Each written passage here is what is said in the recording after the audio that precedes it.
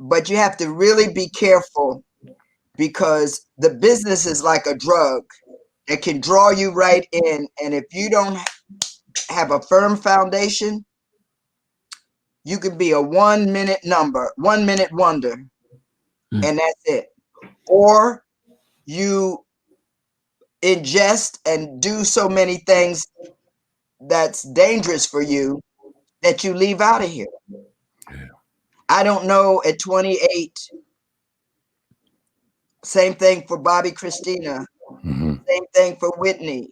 Same thing. I mean, you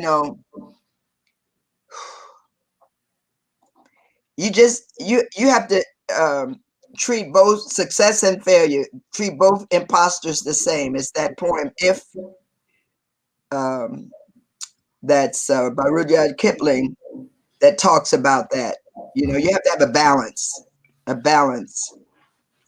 That's important. Absolutely. You also played Miss Catherine Jackson in Searching for Neverland back in 2017. Can you talk about that experience? And recently, well, a couple of years ago now, we've seen Michael Jackson's name unfortunately be smeared once again with new allegations 10 years removed from his death. Can you speak on that as well, if you don't mind? Well, yes. The young man who played Michael in the movie actually was his photo double. Excuse me, when Michael's on tour. Oh, wow. And it was a joy to play Catherine. This mom and her husband had a vision for her children. Motown, to get up out of the projects and have a different kind of life. And Michael, unfortunately, never had a chance to really have a childhood. You on the road 24/7. And I think it's unfortunate because isn't it interesting how everybody wanted to go to Neverland? The parents I'm talking about. Mm-hmm. And then they didn't have any problem being there and in Michael's presence. And now, all these years later, you want to besmirch his name and everything else. And it's so amazing. As long as people are paying you and making sure all your stuff is straight, everything is fine. There's no problem. Because, see, my issues would have been with the parents. Mm-hmm. Mm-hmm. Would have been with the parents. And Michael is a brilliant artist, but the child in him was ever present. Well, the child in us, the little girl in me is still running around. The little boys in you all are still running around. We don't want to lose that. Right. Because that's what keeps us relevant, but that's what keeps us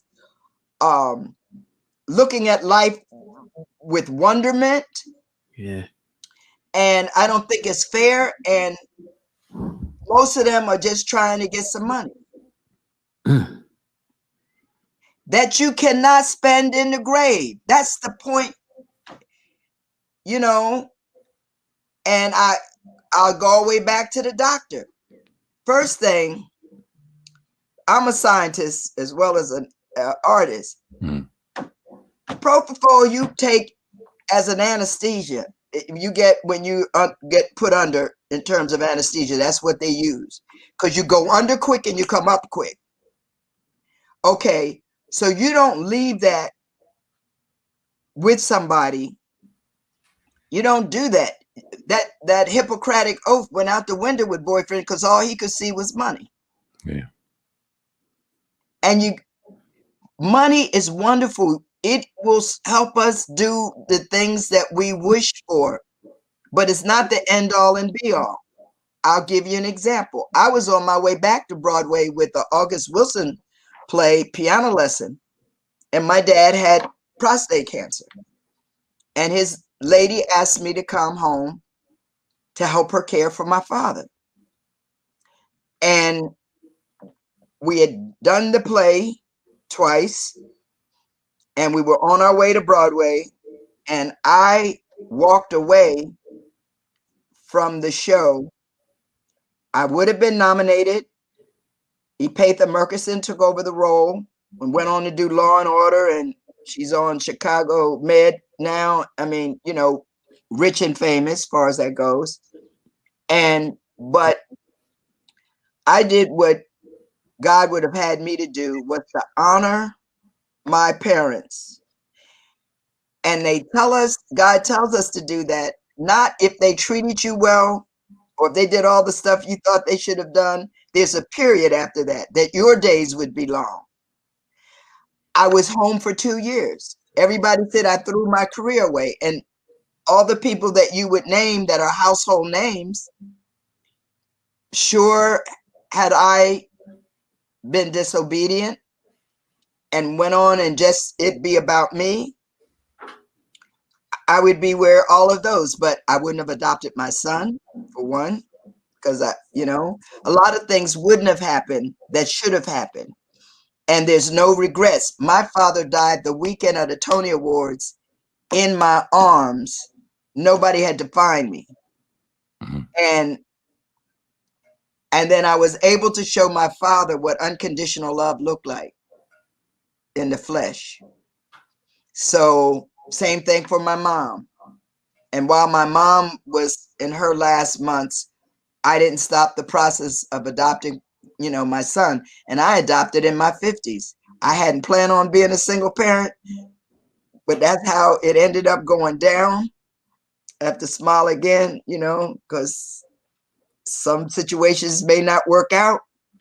And I just, went on anyway, because I felt that if I weren't, I could adopt as a single parent, I wouldn't have had a child out of wedlock, let's just say. Mm-hmm. Because some of the stuff we were talking about earlier, Mm-hmm. if the father's not present, that really is, and anybody that's been abandoned, I found out have post-traumatic stress syndrome. I bet. Yeah.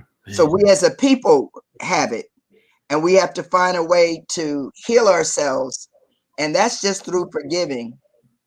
You forgive everybody for whatever it is, more for yourself than for them. Because usually if you're still angry with someone, they've gone on about their business.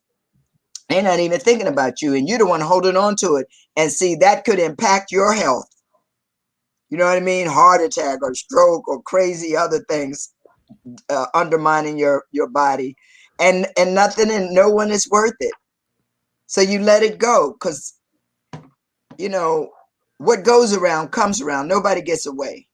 Mm-hmm. And we know in our lives, if we've done anything, I can tell you, if I've done stuff, not if, whatever stuff I've done, I've been spanked for it some kind of way. Life has said, no, I don't think so. Mm-hmm. And I'm sure that has happened with you. So you find out, wait, I need to represent character and integrity and just do the right thing. And the right things will come back to me. Yes, man. Definitely. My final question would be for you, Tupac Shakur. Did you know Tupac? And if you did, can you talk about your experiences with him? Wait a minute. This is interesting, because I did Ruth in Raisin in the Sun in New York with Glenn Turman, and Tupac was Travis, Mm-hmm. but his name wasn't Tupac. Wait a minute. I'm just trying to, you got something tea from somewhere. Well, But yeah, I met him as a 13-year-old. And, after we did the play, usually they have two kids, alternating performances. And then years later, I wondered why I loved his poetry.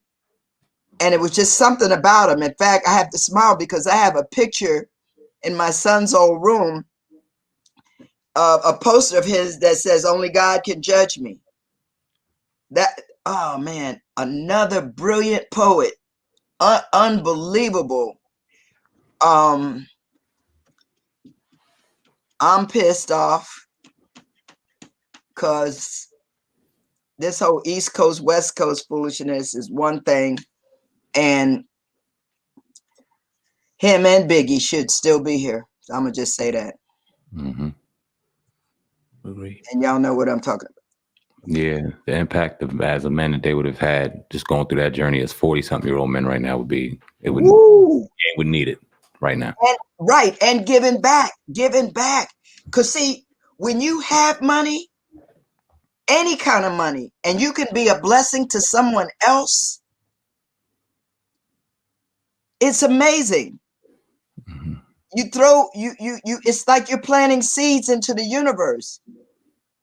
It will bloom and blossom. And you don't give because you're looking for something back, but that's just the way of the world. Your hand is open. A pastor of mine, E.V. Hill, back in the day said, if God can get it through you, he'll get it to you. A closed fist, nothing can get it in and out. So why not share? You see somebody hungry, it's a little something to do to say, let me get you something to eat, baby. Mm-hmm. And I don't tell somebody, well, look, I'm gonna get you this. Let me come in here with me and let me, you know what I mean? You tell me what you want for today. That's how I can bless you. And you can't be God-giving. Definitely appreciate that and your perspective. We've had you for over an hour, Mr. DuPois, and we definitely. Are you serious? Yes, we've been talking for almost an hour now, 2 minutes away from the hour mark. The wealth of knowledge. We definitely appreciate your time. My last question to you is, what's next for you? What upcoming projects do you have that people need to know about? And where can people find you? Okay, well, couple of things. Because of COVID, a number of projects, No More Goodbyes is about the foster care system. Charming the Hearts of Men has to do with women being included in the Civil Rights Bill to be able to vote and to be able to, in the 60s, we couldn't own property or have a house in our name as women. So that changed with the Civil Rights Bill. True to the Game 2. One we did 3 years ago. 2 is out now. Mm-hmm. I just came back from Atlanta with the premiere of that, Terry Woods' book. 3 will be out. All of these 3 and the other pieces I just told you about, they'll be out next year. And another feel-good movie called Magic Max. So I live here in Los Angeles. And I'm still working. That's wonderful. I can do this till the wheels roll off. And my mentor, Miss Cicely Tyson, is in her 90s and still working. So I'm encouraged that, that can happen for me. And she's another one that was a joy working with. I've been blessed to just about people you would name. I probably had the opportunity of working with them. And so that's been fabulous. And my thing is, I just want my work respected. This whole thing of being rich and famous is just a word to me.